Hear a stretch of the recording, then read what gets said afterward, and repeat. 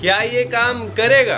देखते हैं। तो यार इस ट्रिक को करने के लिए सबसे पहले हमें यार कुछ पाइप्स की जरूरत है, लेकिन भाई मैं यहाँ पे पाइप ले तो आया लेकिन ये मुड़ने वाला लेके नहीं आया, तो भाई इस वाले पाइप को फेंक देते हैं क्योंकि अब ये किसी काम का ही नहीं रहा।